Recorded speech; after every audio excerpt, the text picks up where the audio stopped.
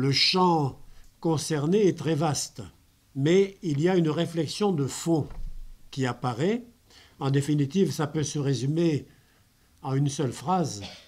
Quel monde voulons-nous pour demain? Quel monde voulons-nous? Et dans ce débat, l'Église catholique veut s'investir. Elle veut s'investir de plusieurs manières. D'abord en rendant sensibles ses membres. Et l'intervention d'aujourd'hui, de cet après-midi et de ce soir, va dans ce sens, nous y rendre sensibles. Mais aussi essayer de se faire entendre à tous.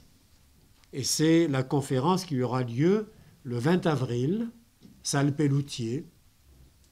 Cherchez du côté de Don Bosco, si vous ne savez pas où c'est par là. Voilà. Et là, ça va porter sur les questions de fin de vie.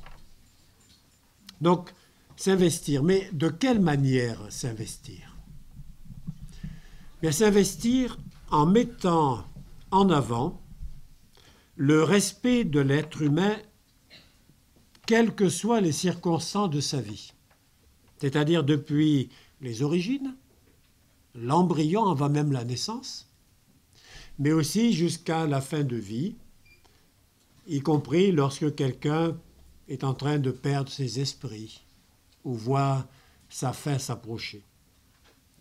Mettre en avant le respect de la personne.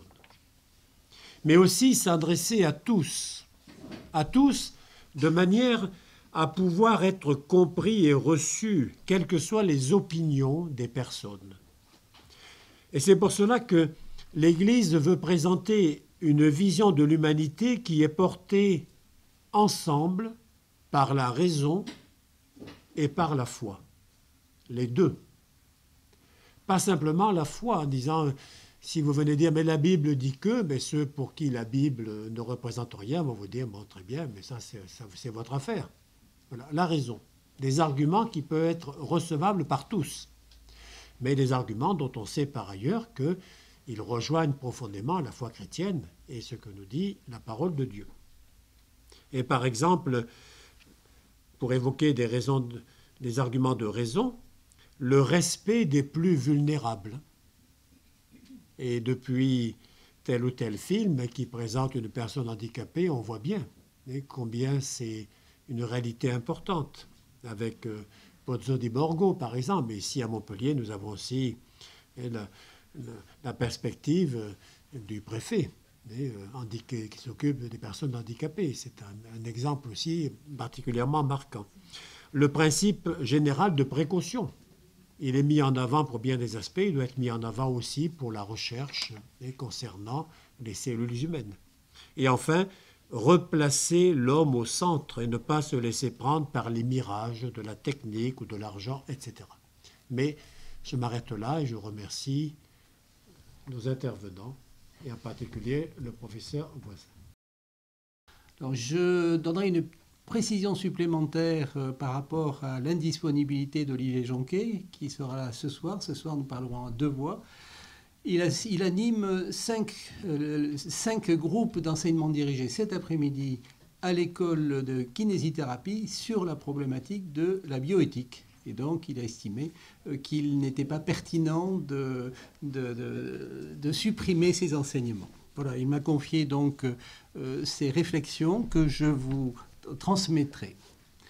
Alors, le professeur Jean-François Delfrécy, qui est président du Comité consultatif national d'éthique et qui pilote les états généraux de la bioéthique, a déclaré très récemment dans un entretien « Je ne sais pas ce que sont le bien et le mal, et vous avez de la chance si vous le savez vous-même.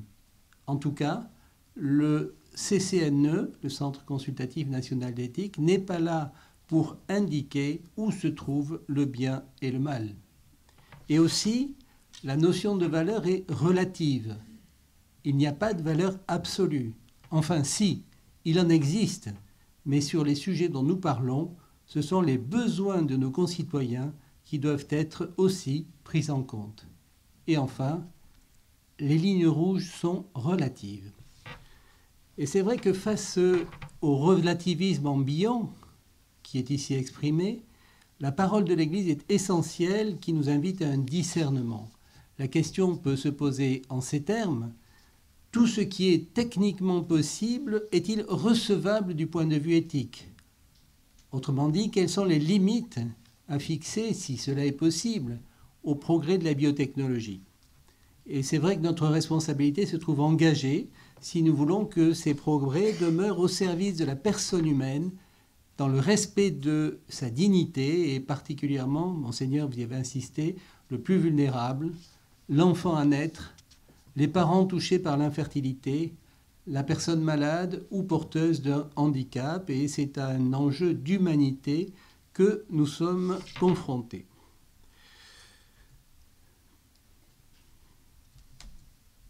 Ah, il y a un petit problème technique, mais qui va être résolu.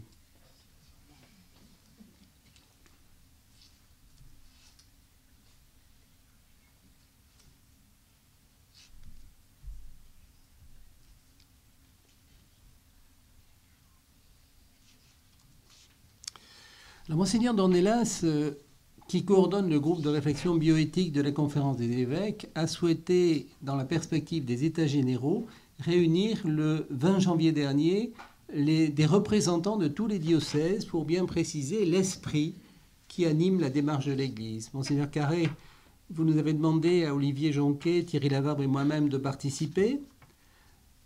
Et il me paraît important de très rapidement vous rapporter ce qui a été dit lors de ce séminaire.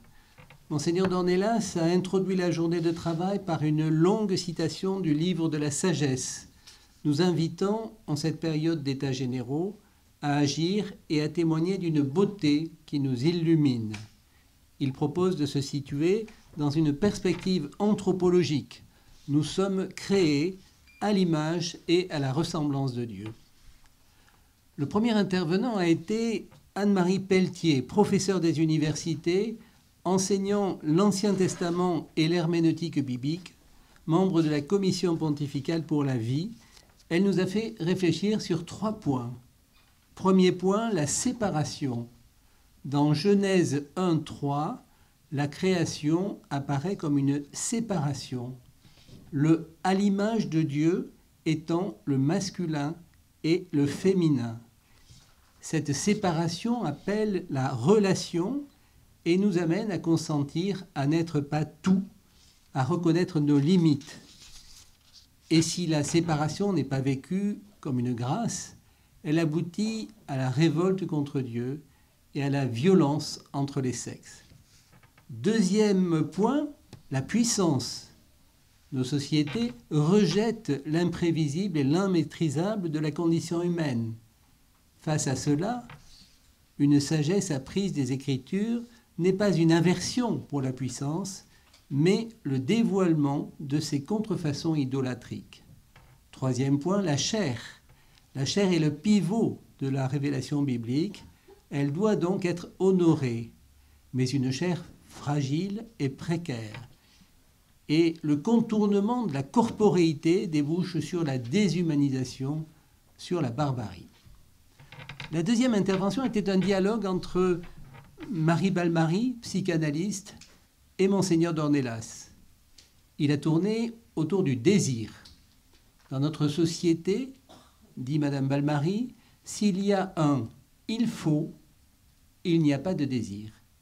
S'il faut avoir un enfant, où est le désir? D'autre part, comment passe-t-on du désir au droit? Et elle a pris l'exemple de l'IVG.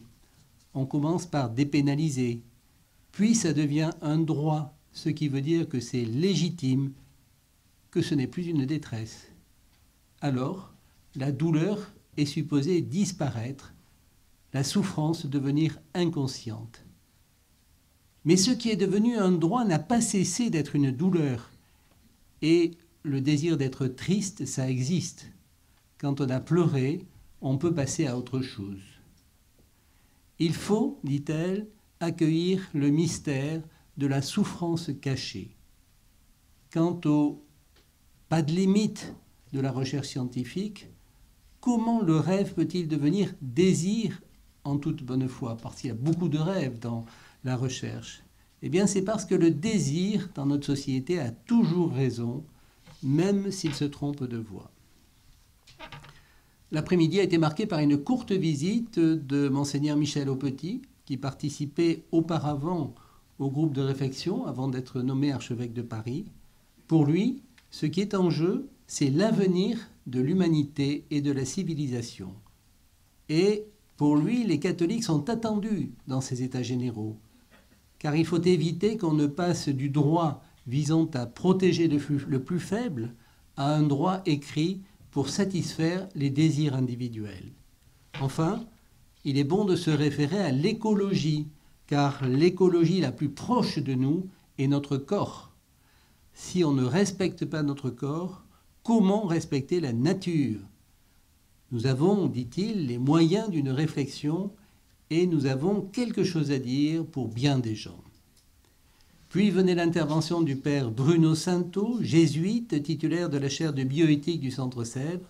Pour lui, on parle tous les jours de bioéthique dans l'Église quand on commente l'Évangile. La question est: quel monde voulons-nous pour demain?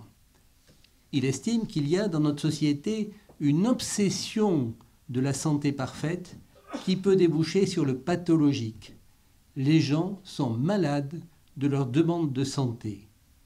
D'autre part, la peur de souffrir et de mourir motive toutes les transgressions éthiques.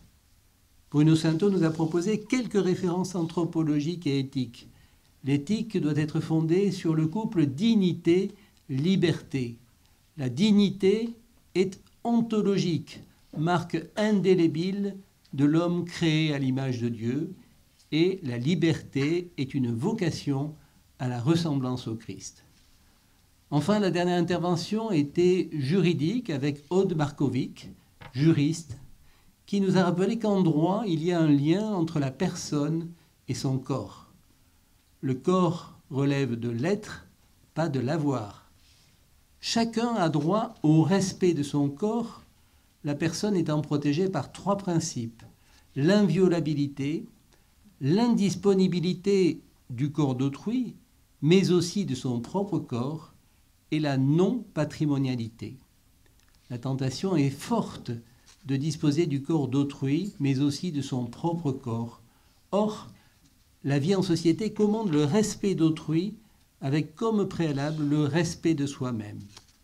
Et il y a une limite, mais cette limite est difficile à identifier, la loi n'intervenant que lorsqu'il y a un acte d'une gravité certaine. Voilà, après ce préambule qui me paraissait important, je vous propose maintenant d'analyser les thématiques des États généraux. Je commencerai par le début de la vie et par analyser le parcours de procréation à l'ère des biotechnologies. La médecine permet aujourd'hui d'induire par stimulation hormonale de la femme des ovulations multiples pour récupérer par célioscopie un nombre suffisant d'ovocytes à la surface de l'ovaire, de maintenir en milieu de culture les spermatozoïdes et les ovocytes, ce qui permet une fécondation in vitro qui peut se faire spontanément, mais quand ce n'est pas possible, par injection forcée du spermatozoïde dans l'ovocyte. C'est ce qu'on appelle l'ICSI. Et les spermatozoïdes et les ovocytes peuvent provenir soit des futurs parents, c'est ce qu'on appelle la fécondation in vitro autologue, soit de donneurs extérieurs au couple, c'est la fécondation in vitro hétérologue. Les embryons commencent à se développer dans le milieu de culture. Et à ce stade, il est possible de prélever sur l'embryon une cellule et d'en faire l'étude génétique. Cela permet d'analyser de façon plus ou moins exhaustive le génome, les particularités génétiques de l'embryon. Soit on recherche une mutation particulière d'une maladie présente chez les parents, afin d'éliminer les embryons atteints, mais rien n'empêche de faire une analyse élargie du génome permettant d'avoir à disposition l'ensemble des caractères de l'embryon. S'il existe une anomalie génétique, il est aujourd'hui possible, par la technique du ciseau génique, d'opérer le gène et d'exclure une séquence pathologique. C'est ce qu'on appelle le CRISPR-Cas9, c'est un petit peu barbare comme terme.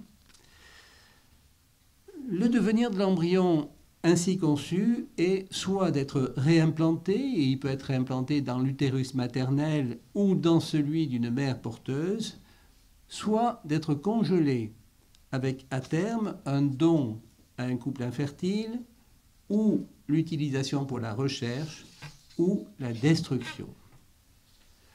Pendant le déroulement de la grossesse maintenant, la surveillance par l'imagerie et par des examens biologiques permet de diagnostiquer un nombre croissant d'anomalies. Ces cas sont discutés par une structure qui s'appelle le Centre pluridisciplinaire de diagnostic prénatal, CPDP. Certaines de ces maladies diagnostiquées avant la naissance relèvent d'un traitement in utero, ou alors cela permet de préparer la prise en charge à la naissance. Mais si la maladie est détectée de particulière gravité et sans possibilité thérapeutique, une interruption médicale de grossesse, IMG, peut être proposée aux parents, et ce, jusqu'au terme de la grossesse. Et dans ce dernier cas, il faut, la veille de l'interruption de grossesse, pratiquer ce qu'on appelle pudiquement un féticide, et qui est en fait une euthanasie fétale. Ce parcours procréatif n'est anodin à aucun de ces stades et est bien souvent douloureux pour les couples. Il ne débouche sur une naissance que dans 1 cas sur 5 environ. Je n'insisterai que sur les risques médicaux. La surstimulation hormonale de la femme peut générer des accidents parfois sévères, notamment neurologiques. La célioscopie pour prélever les ovocytes est un geste invasif qui a sa morbidité propre. La grossesse spontanée a ses complications et même si elle se déroule normalement, il y a quand même des conséquences chez la femme, si j'ose dire, elle abîme la femme. Les conséquences sur le fœtus des techniques d'assistance médicale à la procréation sont aujourd'hui bien analysées. Plus de prématurité, laquelle a ses séquelles propres qui sont loin d'être exceptionnelles. Conséquences épigénétiques du parcours de procréation. L'épigénétique est l'influence de l'environnement sur l'expression des gènes et on insiste beaucoup sur ce mécanisme aujourd'hui. Et 2 facteurs génétiques interviennent dans l'assistance médicale à la procréation. L'effet de stimulation hormonale de la maman sur l'ovocyte, qui a des conséquences sur les marqueurs de l'ovocyte, et le milieu non physiologique de l'éprouvette dans lequel transite l'embryon au premier stade de son développement. Et il en résulte une plus grande fragilité de ces enfants qui nécessite une surveillance particulière, notamment en termes de risque de pathologie cardiovasculaire, d'hypertension artérielle ou de diabète. Alors, quelles sont les pratiques aux diverses étapes de ce parcours de procréation et qu'est-ce qui est susceptible de changer? Pour chaque période de la vie, nous analyserons ce que la médecine et les biotechnologies rendent possible, ce qui pourrait changer au terme des États généraux et ce que dit l'Église. Nous nous sommes basés pour cette présentation sur les fiches qui ont été rédigées par la commission bioéthique de la Conférence des évêques et qui sont disponibles sur son site, en utilisant la présentation proposée depuis 3 semaines par le quotidien La Croix, et c'est vrai que ces articles sont très bien faits. Les fiches, dont vous voyez un exemple, présentent de façon très synthétique les éléments scientifiques et juridiques, les questions anthropologiques et éthiques, et donnent quelques références bibliographiques.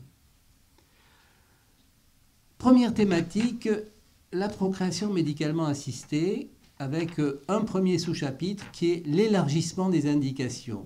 C'est le débat principal des États généraux. Faut-il élargir la PMA aux femmes seules ou aux couples de femmes homosexuelles?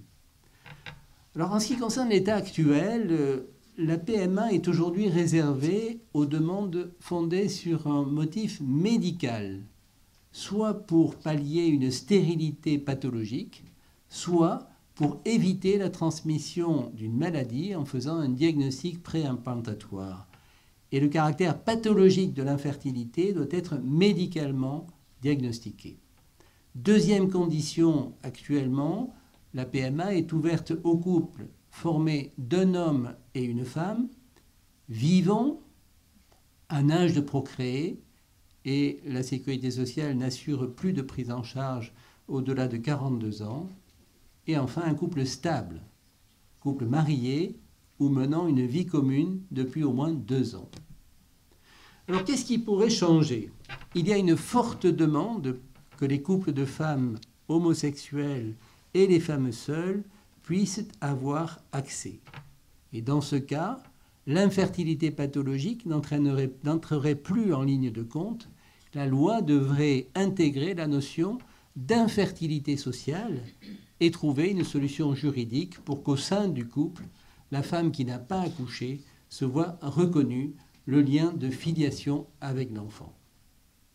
Alors que dit l'Église sur cette thématique? L'Église s'oppose à la procréation médicalement assistée parce qu'elle dissocie la procréation et l'acte conjugal et parce qu'elle suppose, dans la majorité des cas, une destruction des embryons surnuméraires. Sur la question spécifique de l'élargissement à des couples de femmes ou à des femmes seules, elle identifie les problèmes suivants. L'absence d'image de père pénalise l'enfant. D'ailleurs, un avis minoritaire du Comité consultatif national d'éthique exprime que le rôle du père en interaction avec celui de la mère est essentiel dans la construction de la personnalité de l'enfant et de son rapport avec la diversité de la société, dont l'altérité masculin-féminin. Ce sont des choses évidentes, mais qui ne font plus partie du politiquement correct, et il est intéressant que le CCNE, malgré d'autres positions, insiste sur ce point-là. Autre problématique, le risque d'évolution vers la marchandisation des gamètes, compte tenu d'un nombre insuffisant de donneurs. Dès à présent, il y a un nombre insuffisant. Qu'en sera-t-il lorsqu'on va élargir? L'affaiblissement du lien entre le mariage et la procréation. La dissociation de la parenté biologique et de la parenté sociale, qui ne respecte pas les droits de l'enfant. Le risque de sélection des individus par le diagnostic préimplantatoire. Et le risque, qui est évident, que l'élargissement de la PMA ne soit qu'une étape vers la gestation pour autrui, pour des raisons d'égalité. En complément de la réflexion des évêques, je me permets une remarque personnelle. Cela amènera à solliciter le médecin, non pour prendre en charge une situation pathologique, mais pour répondre à un désir. Est-ce vraiment son rôle? Et par ailleurs, à une époque de budget contraint, et on a vu récemment les manifestations tout à fait légitimes au niveau des EHPAD qui sont actuellement maltraités, est-il pertinent que ces nouvelles demandes reposent sur la solidarité nationale? Toujours dans le cadre de la PME, se pose la question du don de gamètes. Actuellement, ce don est possible en cas de risque de transmission à l'enfant ou à un membre du couple d'une maladie d'une particulière gravité. Il est possible si le couple ne peut fournir les gamètes. Et le double don est interdit. L'enfant doit être biologiquement lié à au moins un membre du couple. Et ce don se base sur 2 principes. Le principe d'anonymat. Seul un médecin peut accéder aux informations non identifiantes relatives au donneur dans le cadre d'une enquête sur une pathologie chez l'enfant, bien sûr, et le principe de gratuité. Alors, qu'est-ce qui pourrait changer au niveau des dons de gamètes? Pour le Comité consultatif national d'éthique, 2 aspects doivent être envisagés, le secret et l'engendrement lui-même. Le secret, cacher à son enfant son mode de conception, serait une injustice. Le lui révéler, c'est courir le risque de le voir se heurter à l'anonymat qui l'empêche de connaître son origine biologique. L'engendrement, il faut réfléchir en termes de droits de l'enfant, de l'hétérosexualité où se joue la complémentarité du masculin et du féminin, de la valeur symbolique des générations et de l'unité de la personne où le biologique, le physique, le psychique, le social, le culturel et le spirituel sont unifiés.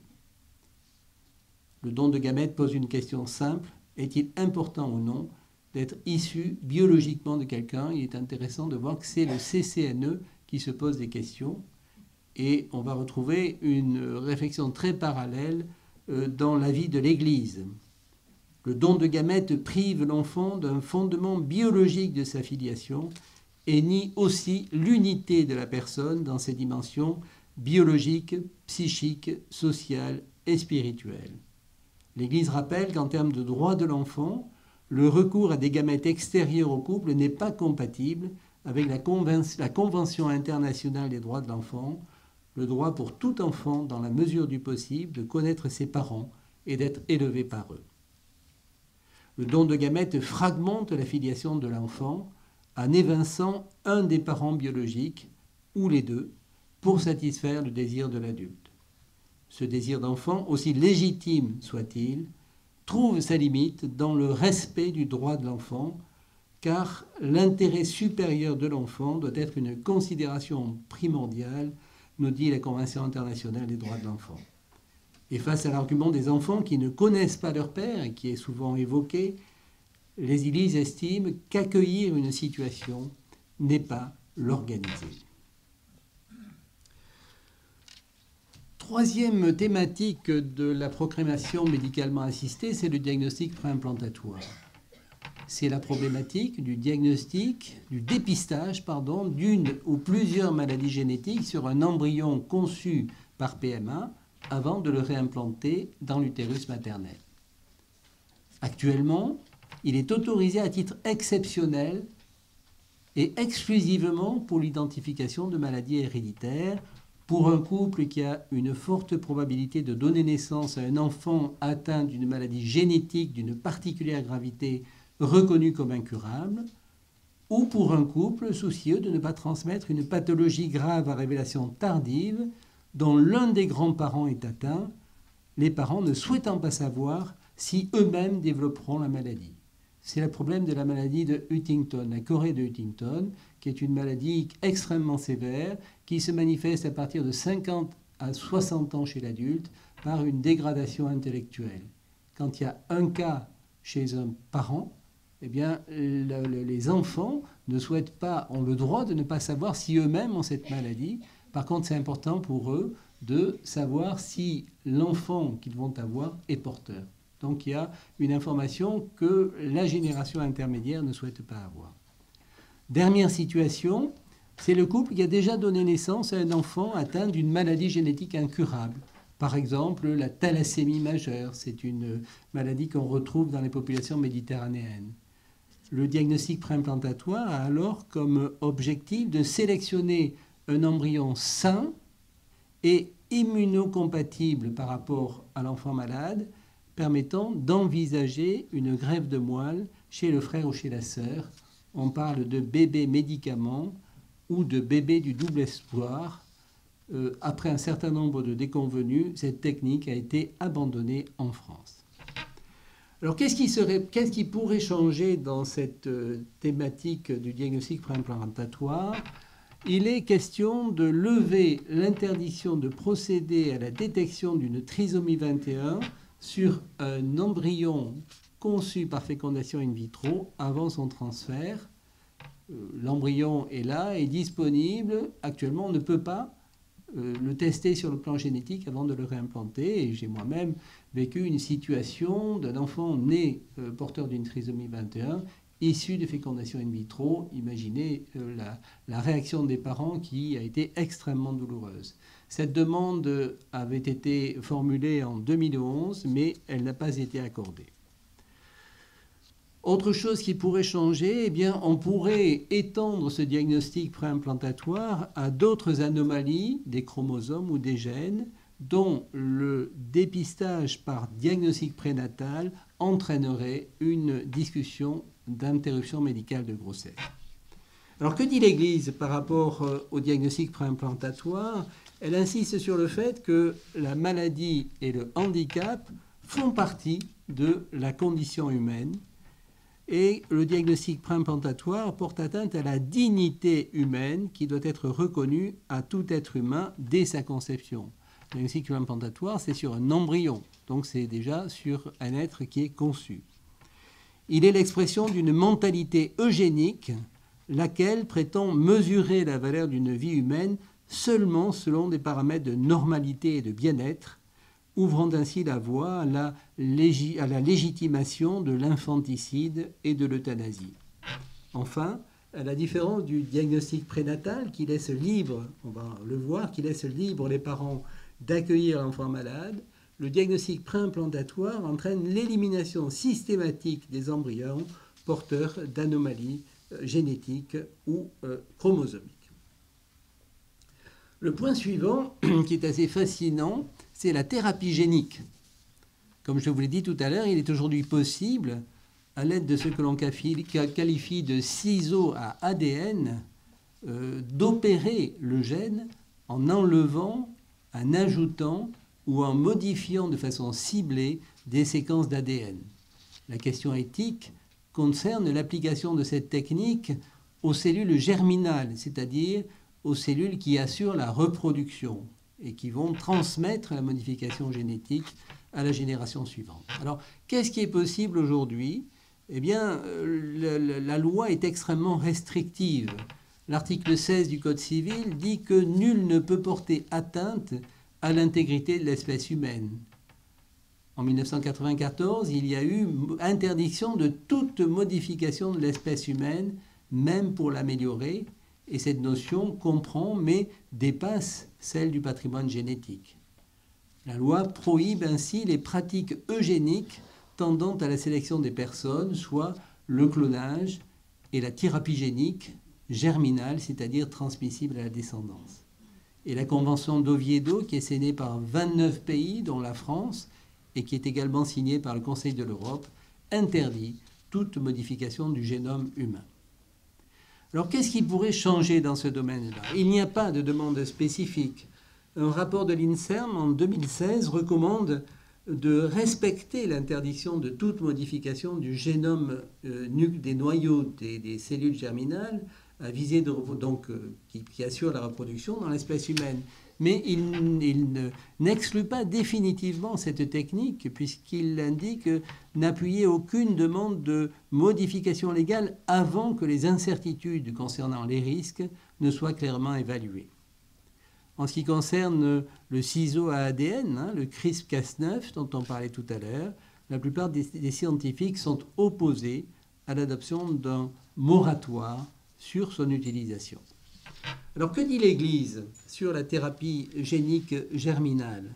Alors, elle dit que cette thérapie génique, elle est moralement licite sur les cellules somatiques, c'est-à-dire sur les cellules de l'organisme qui ne se transmettent pas à la descendance, car elle entend rétablir la configuration normale du sujet en compensant les dommages causés par une anomalie génétique. Il y a des tentatives, par exemple, dans la mucoviscidose de thérapie génique.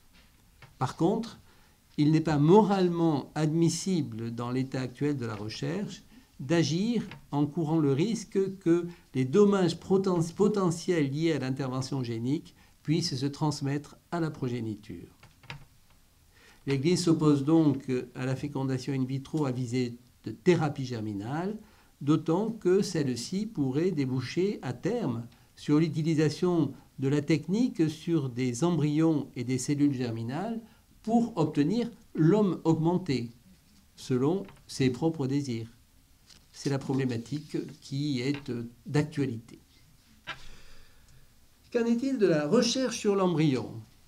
C'est la problématique de la mise à disposition des embryons surnuméraires issus de l'assistance médicale à la procréation à des fins de recherche. Qu'est-ce qui est possible ? En 2013, la loi a remplacé ce qui était interdit avec des dérogations temporaires par une autorisation encadrée pour les chercheurs qui souhaitent recourir à des recherches sur les cellules souches embryonnaires ou sur les embryons. Les programmes de recherche doivent être scientifiquement pertinents, s'inscrire dans une finalité médicale, auparavant c'était une finalité thérapeutique, et ne pas pouvoir être menés par un autre moyen. À titre anecdotique, c'était François Jacob qui avait fait une enquête à l'époque à la demande de Lionel Jospin, qui était à l'époque Premier ministre, Et il avait conclu qu'il était pertinent d'envisager les recherches sur l'embryon humain parce qu'il y aurait une alternative qui est la recherche embryonnaire sur les autres primates, notamment les grands singes, mais la SPA et les organismes apparentés sont tellement puissants que ça ne serait pas possible. Donc finalement, on expérimente chez l'embryon humain parce que ce n'est pas possible pour des raisons éthiques chez les animaux supérieurs.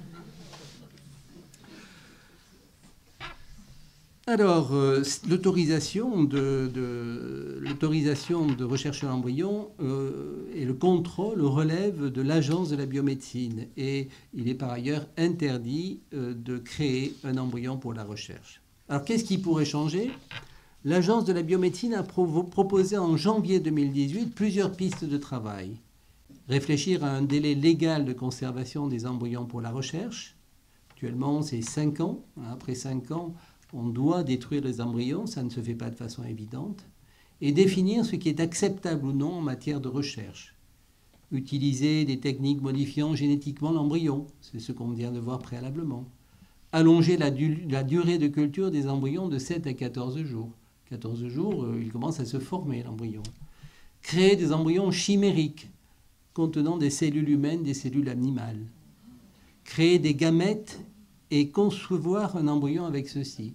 Il faut savoir qu'aujourd'hui, avec les techniques qu'on appelle les cellules IPS, cellules pluripotentes, cellules souches pluripotentes induites, on peut prendre un prélèvement de peau ou de tissu graisseux, on peut faire régresser les cellules correspondantes jusqu'au stade de cellules embryonnaires, et à partir de ce stade-là, on peut réorienter les cellules vers le spermatozoïde et vers l'ovocyte. C'est-à-dire qu'en théorie, aujourd'hui, on peut créer un embryon avec des cellules qui proviennent d'un seul individu.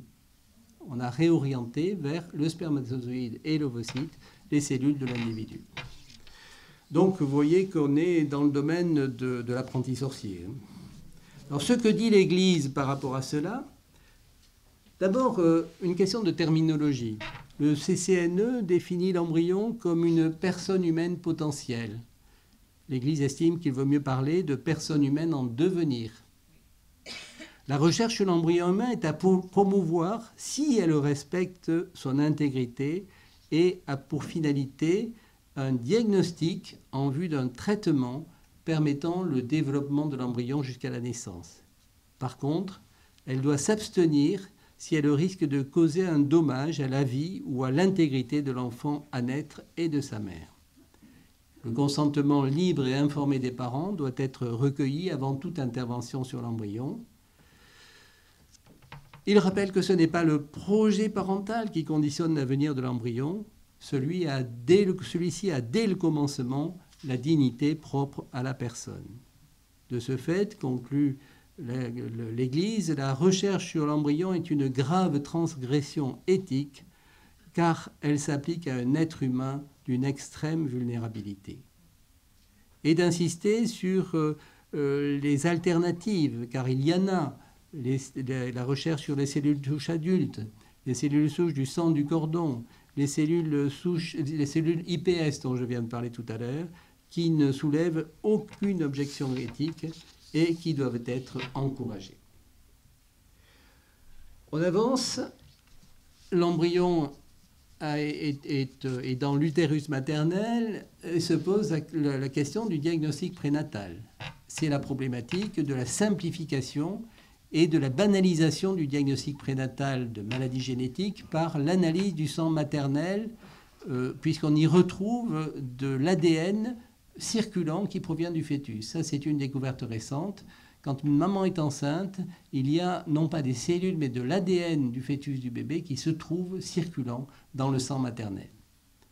Alors, l'état actuel, la loi du 7 juillet 2011 concernant le diagnostic prénatal dit que toute femme enceinte reçoit lors d'une consultation médicale une information loyale, claire et adaptée à sa situation sur la possibilité de recourir à sa demande à des examens de biologie médicale et d'imagerie permettant d'évaluer le risque que l'embryon ou le fœtus présente une infection susceptible de modifier le déroulement ou le suivi de la grossesse. Et en cas de risque avéré, les parents sont orientés vers un centre pluridisciplinaire de diagnostic prénatal. Ils reçoivent des informations sur les caractéristiques de l'affection suspectée, les moyens de la détecter, la possibilité de prévention, de soins, de prise en charge adaptée du fœtus ou de l'enfant, et bien entendu sur la possibilité, s'il s'agit d'une maladie grave, de recourir à l'interruption médicale de grossesse. Alors qu'est-ce qui peut changer? Ça concerne essentiellement le dépistage de la trisomie 21. Celui-ci se fait jusqu'à maintenant avec 2 types d'examens. L'échographie qui analyse la clarté de la nuque et le dosage de marqueurs sériques de substances chimiques dans le sang qu'on appelle le triple test. Et lorsqu'à partir de ces 2 examens, on a extrapolé un niveau de risque, ce n'est pas un diagnostic, mais c'est un niveau de risque supérieur à 1 sur 250, eh bien, une amniosynthèse est proposée pour analyser les cellules du fœtus. En avril 2017, la Haute Autorité de Santé a recommandé qu'un nouveau test basé sur l'analyse de l'ADN du fœtus dans le sang maternel soit proposé à toutes les femmes enceintes présentant un certain niveau de risque de trisomie 21 fœtale à l'issue du dépistage par les méthodes classiques. Les principaux arguments avancés sont l'amélioration des performances de détection du dépistage, la diminution du nombre de pertes fœtales induites par les amniosynthèses et la possibilité de poser un diagnostic plus précocement afin de limiter les éventuelles interruptions médicales de grossesse tardive. Alors cette analyse de l'ADN fœtal dans le sang maternel, ça donne des perspectives qui sont très préoccupantes. Pourquoi? Parce que avec une goutte de sang prélevée chez la maman sur un papier buvard, on peut avoir les caractéristiques complètes de l'embryon et du fœtus. Hein. Et donc on a la possibilité, alors ça peut se faire très précocement dans la grossesse, c'est-à-dire dans les délais de l'interruption volontaire de grossesse. Et ça sera une manière, c'est encore bien entendu interdit en France, mais c'est possible dans certains pays étrangers, ça sera une manière, par exemple, de sélectionner le sexe de l'enfant dans les délais de l'IVG sans aucune médiation médicale. Donc on se prépare des problèmes éthiques qui seront très importants. Alors que dit l'Église? Elle déplore le caractère anxiogène des tests. Et c'est vrai que la grossesse qui, jusqu'à présent, était une période de relative sérénité, devient extrêmement anxiogène. Les mamans vont en consultation chez leur obstétricien pour être sûr que tout va bien, et chaque fois, l'échographie va essayer de repérer la moindre petite anomalie. C'est vrai que le parcours de grossesse actuellement génère pas mal de stress. Concernant la généralisation du dépistage de la trisomie 21 par ce test de l'ADN circulant, elle interroge, y a-t-il vraiment une liberté des femmes par rapport à ces tests? Aujourd'hui, on peut dire clairement, avec les méthodes traditionnelles, que non. Hein. Certes, la femme a le choix de ne pas se soumettre à ce dépistage de la trisomie 21, mais ça lui est dit à demi-mot, en la culpabilisant. Hein. Beaucoup de femmes ont eu des annonces de triple test positif et des propositions d'amniosynthèse sans qu'on leur ait indiqué quels étaient les enjeux. C'est-à-dire, triple test positif, ça veut dire amniosynthèse, ça veut dire interruption médicale de grossesse derrière. Hein. Le dépistage encourage l'élimination d'une population d'enfants porteurs de handicap et pourrait s'étendre à d'autres anomalies, avec la sélection à terme de l'enfant à naître. C'est une discrimination génétique, d'autant qu'il y a un défaut majeur d'accueil et d'accompagnement des personnes handicapées dans notre société. Or, rappelle l'Église, une société reste humaine dans l'accueil et la prise en charge qu'elle réserve aux plus vulnérables. À terme, pourquoi pas? La conception ne risque-t-elle pas d'être soumise à autorisation? Il y a un vrai risque de mise en place d'une forme d'eugénisme dans une société où primerait la recherche de l'enfant parfait. À l'opposé, il y a lieu d'encourager la recherche. Le diagnostic prénatal devrait avoir pour seule finalité la prise en charge médicale des anomalies détectées. La gestation pour autrui, et c'est la dernière thématique concernant le début de vie, qu'en est-il actuellement? Toute convention portant sur la gestation pour le compte d'autrui est nulle. Article 16.7 du Code civil. Madame Lambolet me corrigera si je fais des erreurs. L'article 227.12 du Code pénal, le fait d'insister à abandonner un enfant né ou à naître, le fait de s'entremettre entre une personne et un couple désireux d'accueillir un enfant et une femme acceptant de le porter, sont punis de peines sévères qui sont doublées en cas d'action lucrative. Et les peines sont des sanctions financières et des peines de prison. Mais il y a déjà des arrêts de la Cour de cassation. Un premier arrêt en 2015 ordonne la retranscription de la filiation biologique de l'enfant conçu dans un autre pays. Et en 2017, le parent social pourra adopter l'enfant de son conjoint. Cela aboutit, in fine, à la reconnaissance du lien de filiation avec les deux parents. Ce qui peut changer. Alors, les choses ne devraient pas bouger. Je cite le président Macron pendant sa campagne électorale. La France doit être à la pointe de la lutte contre le trafic d'enfants et l'esclavage contemporain des femmes, qui sont l'un des scandales de la GPA pratiqués dans les pays en voie de développement. J'espère qu'il sera fidèle à ces affirmations de campagne. Par contre, la législation pourrait être modifiée pour faciliter la reconnaissance juridique des enfants nés par GPA à l'étranger. Alors, que dit l'Église? Alors, dans l'instruction Donum Vitae, la maternité de substitution représente un manquement objectif aux obligations de l'amour maternel, de la fidélité conjugale et de la maternité responsable. Elle offense la dignité de l'enfant et son droit à être conçu, porté, mis au monde et éduqué par ses propres parents. Elle instaure, au détriment des familles, une division entre les éléments physiques, psychiques et moraux qui les constituent. Alors, les arguments avancés, la rupture du lien gestationnel, la disjonction entre la mère gestatrice et la mère d'intention, qui peut aussi être la mère biologique si l'ovocyte fécondé a été prélevé chez elle, la disjonction encore plus forte s'il s'agit d'un couple d'hommes, il est illégitime de légaliser la naissance d'enfants sans mère. Les données actuelles de l'épigénétique, j'en ai parlé tout à l'heure, démontrent que la gestation ne peut être effacée dans la construction de l'enfant. Enlever un enfant de sa mère, de la mère qui l'a porté, génère des traces qui sont des traces extrêmement négatives pour lui. Il y a instrumentalisation du corps de la femme. Et c'est vrai qu'aujourd'hui, la GPA est un marché très lucratif dans le monde entier. Le dédommagement de la mère porteuse est indispensable, même si est envisagée une GPA éthique. Une maman ne va pas mettre entre parenthèses sa vie pendant 9 mois sans avoir de compensation. Or, l'enfant ne s'achète pas. Le désir d'enfant est louable et la souffrance due à l'infertilité médicale est à accompagner, mais ce désir ne peut devenir un droit à l'enfant.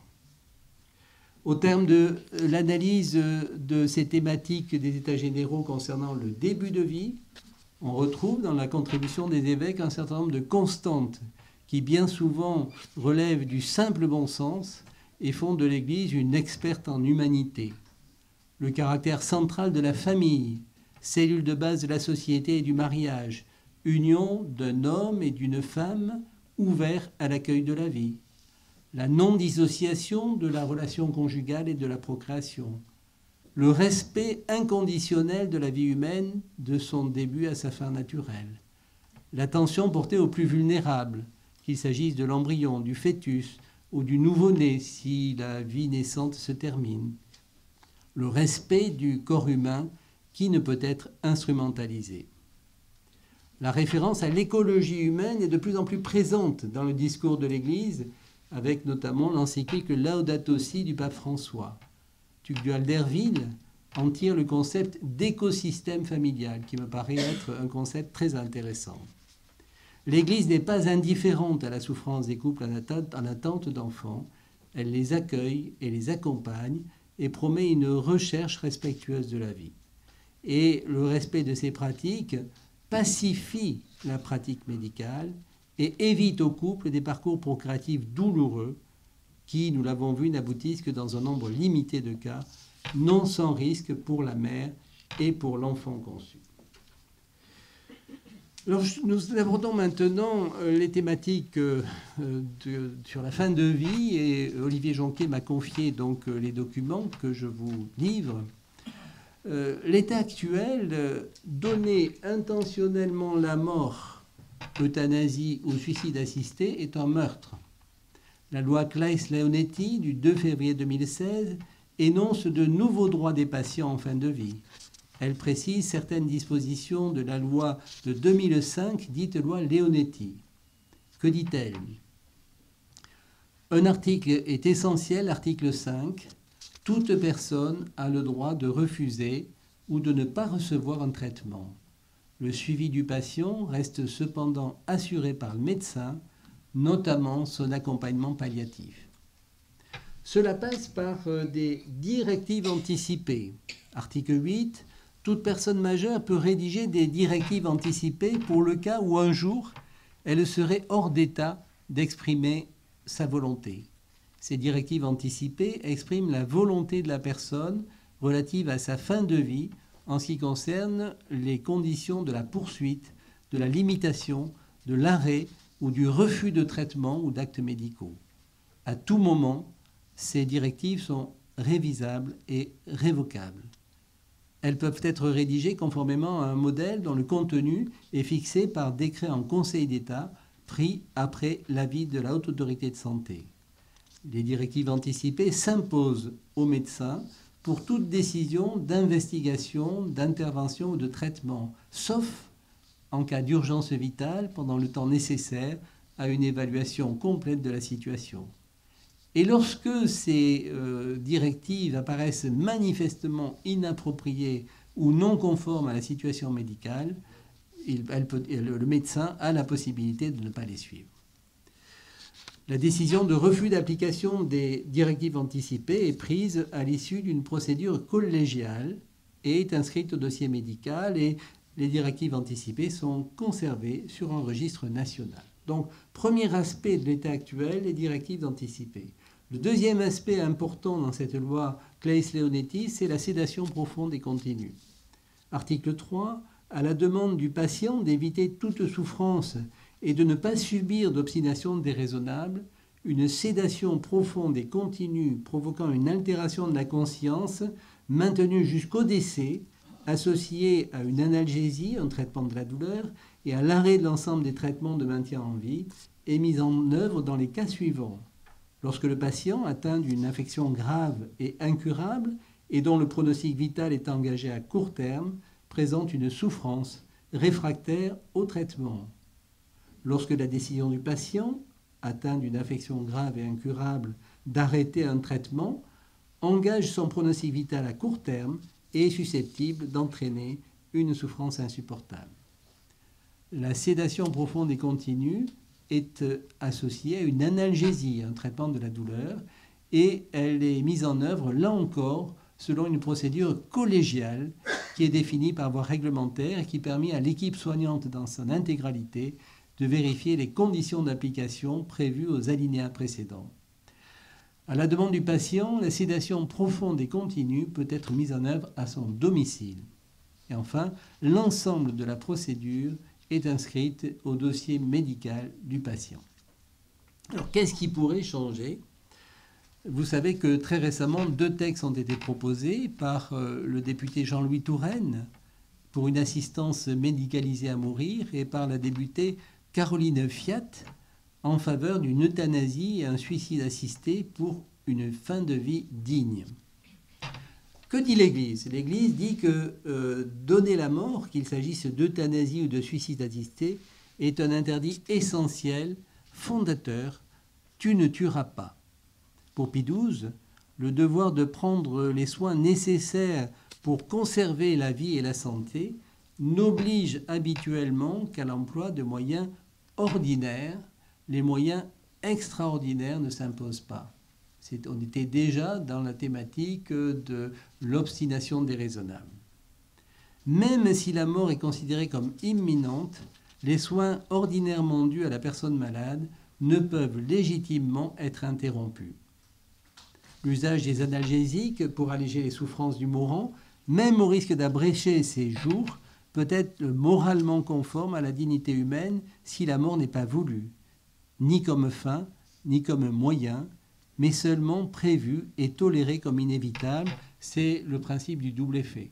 C'est vrai que chez un patient qui a une grande douleur et qui nécessite des morphiniques, à partir d'une certaine dose de morphinique, on a une dépression respiratoire qui risque d'entraîner la mort. Mais la finalité n'est pas de donner la mort, elle est de traiter la douleur.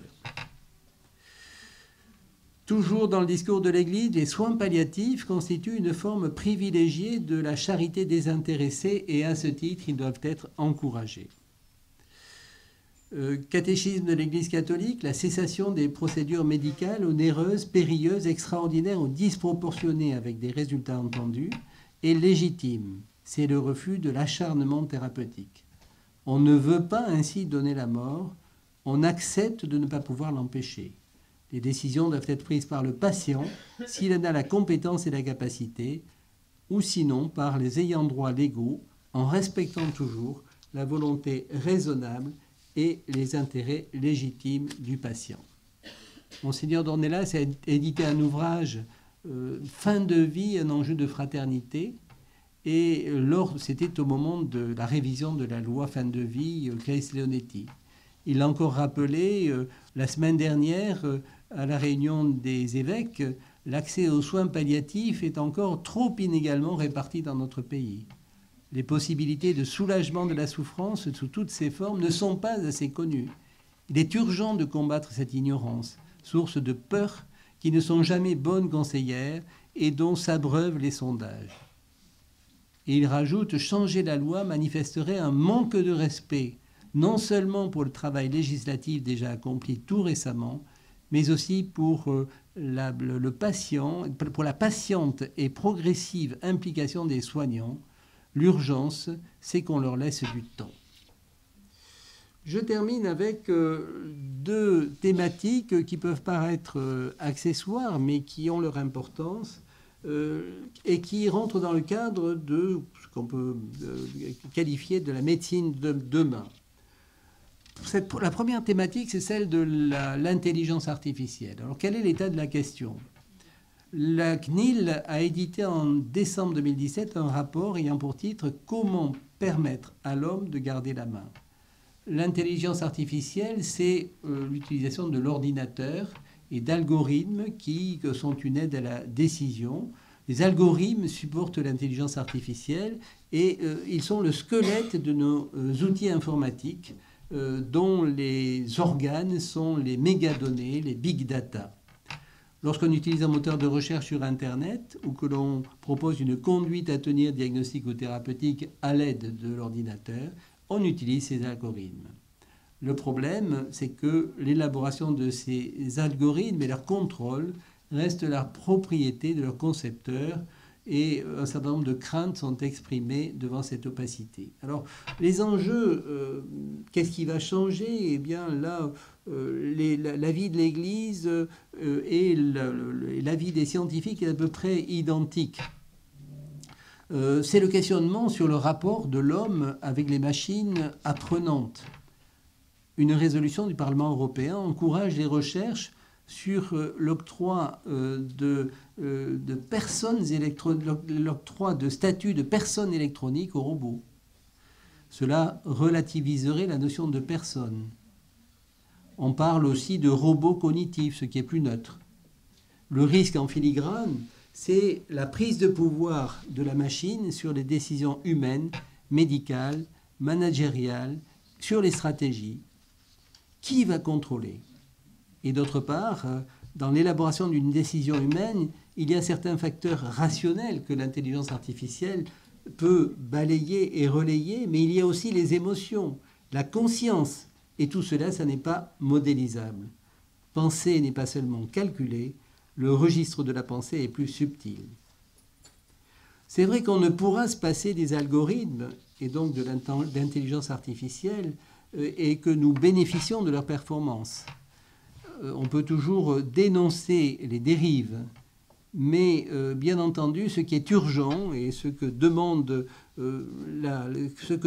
d'ailleurs la Commission européenne, c'est que l'on rende public les valeurs que les concepteurs d'algorithmes introduisent dans leur logiciel afin de vérifier si leur conception a pour visée l'amélioration du soin et le service de la dignité humaine.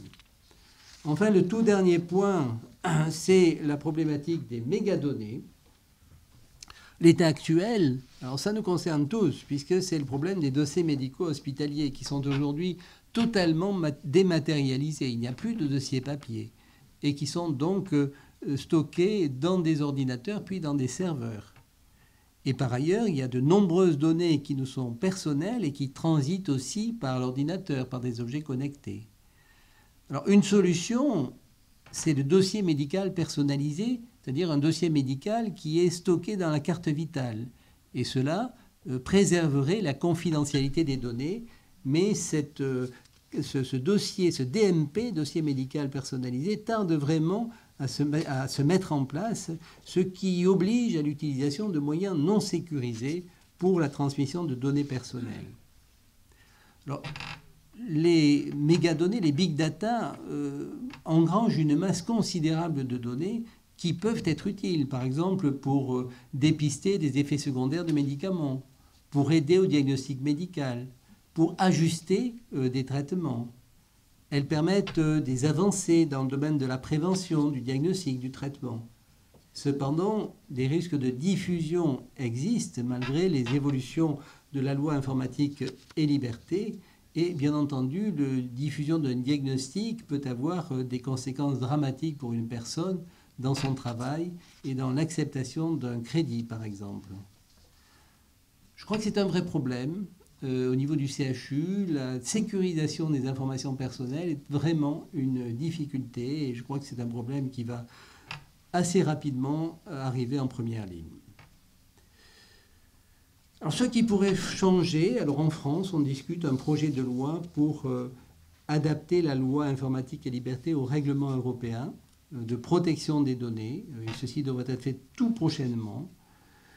Celui-ci demande qu'aucune donnée ne soit collectée sans consentement explicite et positif, que la personne ait le droit de savoir à quoi servent les données, qu'elle ait le droit de demander qu'elles soient supprimées et qu'elles soient gérées en vue d'une finalité définie. Alors que dit l'Église ? Au-delà du stockage des données de santé, il y a une réflexion plus large entourant l'intelligence artificielle. Je cite, il y a un marché de la promesse. L'enthousiasme suscité par le phénomène des mégadonnées risque d'entraîner des surestimations et des prévisions irréalistes, ainsi que la commercialisation de produits et de services n'ayant pas encore fait la preuve de leur pertinence. En outre, cela peut mener à un déséquilibre des priorités en termes de politique de santé. Quelques mots de conclusion. Au terme du séminaire de janvier, Monseigneur Dornelas a identifié 5 lignes d'action. La première est de promouvoir le dialogue entre chrétiens dans nos diocèses. On n'a pas forcément tous les mêmes idées sur ces problématiques de bioéthique. La rencontre génère parfois des peurs, des fragilités. La pratique effective du dialogue est le témoin de l'amour mutuel. Deuxièmement, encourager les chrétiens à prendre part au débat, même s'ils ne se sentent pas compétents sur les sujets débattus. Il faut aussi susciter des témoignages de personnes expertes, comme les aides-soignantes, sur la problématique de fin de vie. Troisième point, il faut s'exprimer sur le site des États généraux. Il y a la possibilité de donner son avis et le CCNE en tiendra compte. Le quatrième élément, c'est d'être présente sur les médias en les aidant à construire une réflexion, une démarche éthique, plutôt que d'exprimer des certitudes. Il faut accepter d'évoquer la complexité. Et le dernier point, il faut toujours respecter ce que Monseigneur Dornelas a qualifié de charte éthique. Dans la première lettre de Pierre, soyez toujours prêts à rendre raison de vos espérances, mais avec douceur et respect. Je vous remercie de votre patience.